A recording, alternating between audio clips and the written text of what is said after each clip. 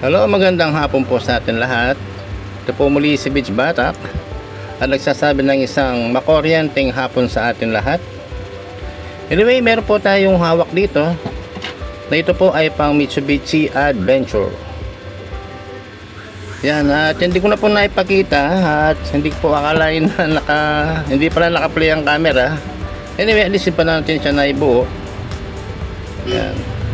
Ito pong component na to or baby computer, tawag po natin dito ay J121. Okay, ito po ay malfunction system na siya, or means na patungo na rin po siya sa yun po, pabasted na dahil ayaw na po talagang malakbo or hirap na talaga. Okay, ang importante lang po naman doon ay kung paano natin siya i-reactivate na isang busted component ay pwede pong buhayin muli nang dahil lang sa isang transistor 3-pin na substitute value po. Okay, para sa spec iba number ng value. Ayan po, ang gagawin natin ay i-reactivate po natin.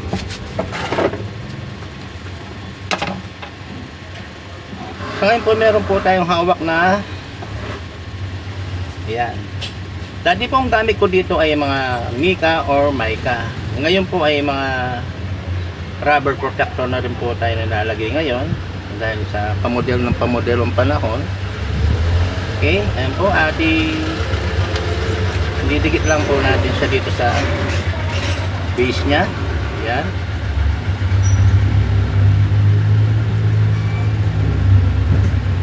Sala po ng mga pandikit natin ngayon na naglalabasan ng mga ang 502 po ang pinakamagaling sa lahat. Bagay lahat naman ay magagandang pandikit. Okay. Yan. Super glue. I-apply po natin ang mga mica nya. Dalawa po yan. Okay.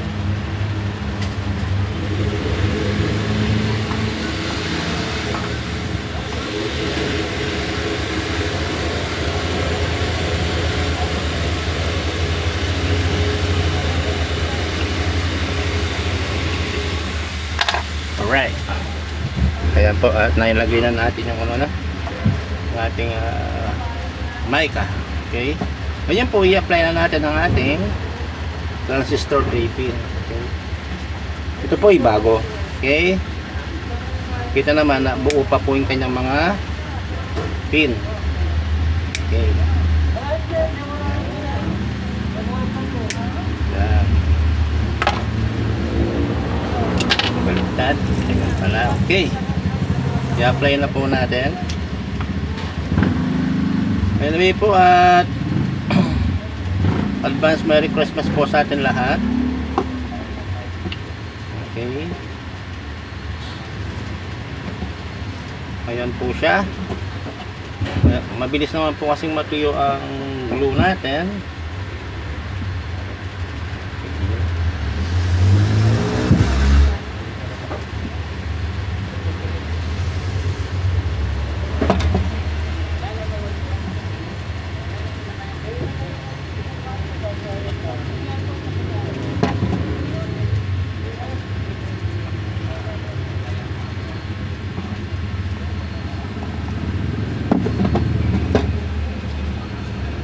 Madali sa matuyo.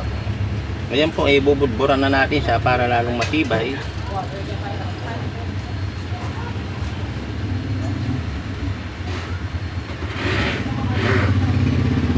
Substitute value po ito ha.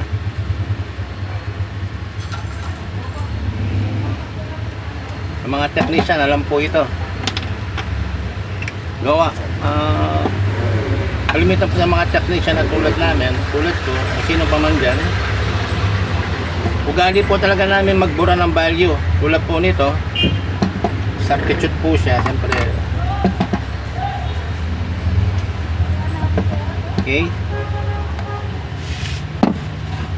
After po nito magko-connect lang tayo ng mga connection nya.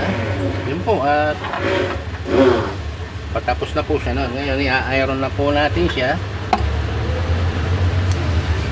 Okay.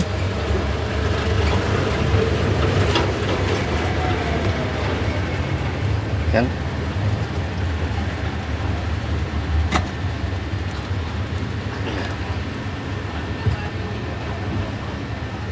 Kali mababa ilaw.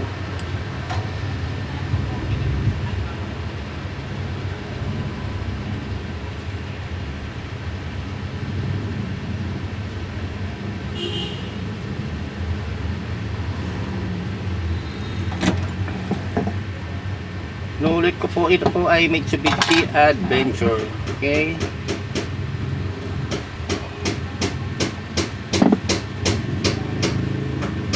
Connect po tayo dito. Ganyan lang po kasimple ang aking mga ginagawa.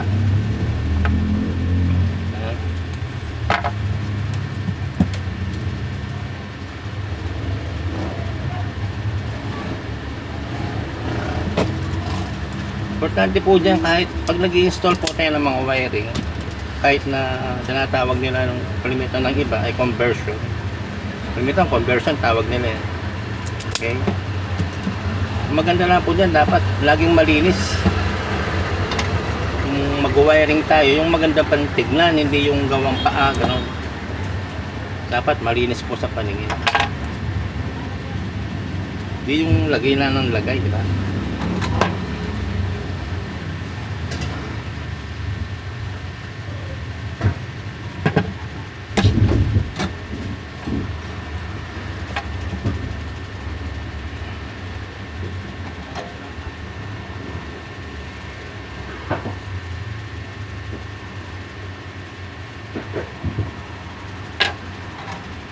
Mali.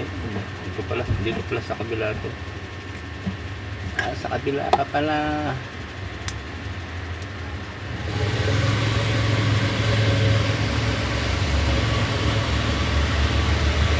Yan.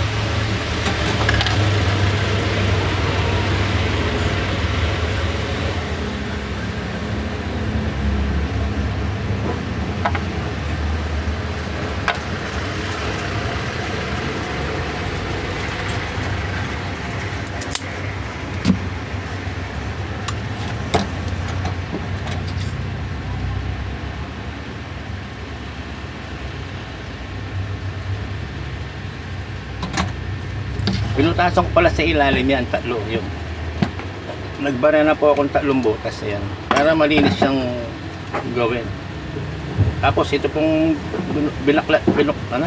tawag dito, binaklas ko na to. Ibabalik ko po yung dating takip na maayos din dapat ang pagkakasauli. Okay.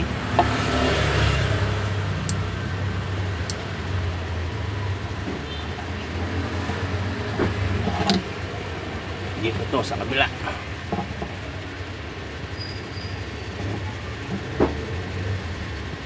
Yan. Last position. Iyan.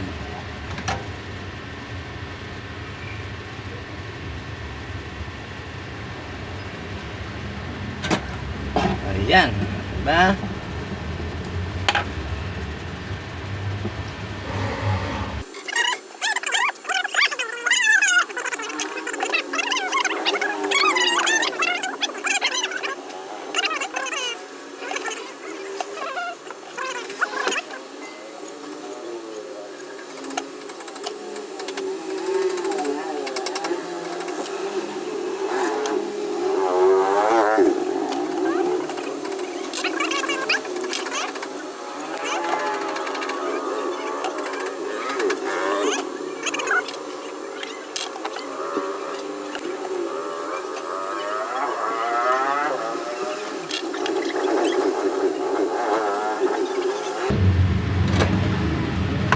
Yan, connected na. Okay. Ayan, at sa ngayon po ay try natin siyang paganahin. Tignan ko lang, baka may short. So kasi may nanalaglag na lead. nangyari na po sa akin dati. Nadali po ang tester ko. Okay. Mag-connect po tayo ngayon. Maganahin natin. Po tayo ng dalawang connection dito para sa ignition coil. Kita ba sa camera? Ayun. Ito po yung ignition coil natin. Diyan po natin sa diyan po siya magsisend ng spark. Okay. Yan. Okay. Dito po tingin natin yan. Ang pag-apply po nito. Yan. Okay. Isa doon. Isa dito. Yan. Hanggang po yung connection niya. Isang wire pa.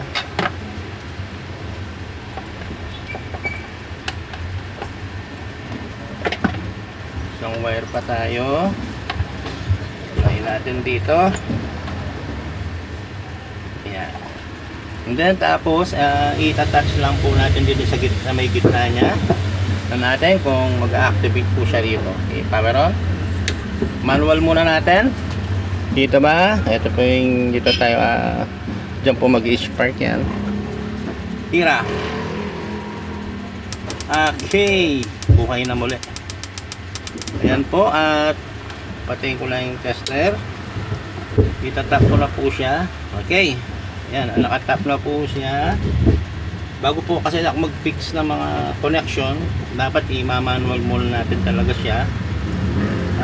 Iwas disgrasya din sa mga isang sakit sa ulo din po pag nasira ko yung gawa kong tester na to. Isang abala din sa akin. Okay, ganoon natin ngayon. Kaya speed po natin. Power on. Okay. Manual. Okay, tap. Okay. 1,000. Kung makikita nyo po yung RPM sana 3,000. Yan po yung 3,000 RPM. Nominal speed po yan. Okay. I-stretch natin. Alright. Ilaw. Okay. Yan. Okay.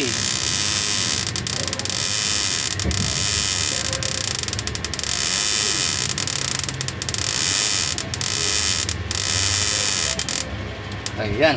Okay, power on, ilaw. Yan po ating nakikita kung paano po tayo nag-reactivate ng isang Mitsubishi Adventure. Okay po. Ang Mitsubishi Adventure po kasi ay 3-way setting siya. Yan. Ngayon po isasara na lang natin para kung dadating na wala po kasing customer. Nakatiyang yan po daw sa daan itong kotse niya, buti nung dumating siya. Patapos na rin po yung mga ibang naayos natin kanina mulat na yun ng umaga. Ngayon kuha po tayo ng isang kasi tawag dito mga ito po yung ginagamit kung ano yan. Okay. Yan ano ba yun? Didikit po natin siya. Nananahi tayo.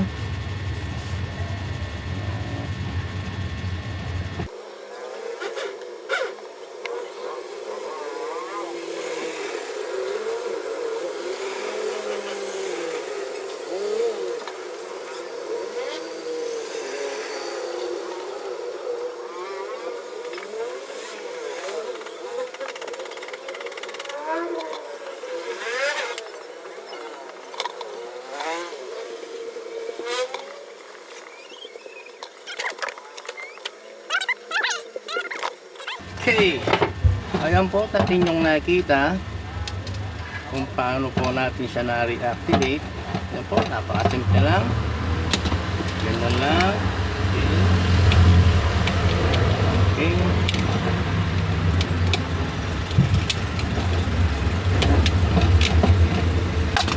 Ngayon, nakita nyo po paano siya gumana, paano natin naisara, paano natin na-reactivate. Ayun lang po, muli, si Beach Bata, kung nagsasabi ko ng magandang afternoon sa atin lahat at advance Merry Christmas.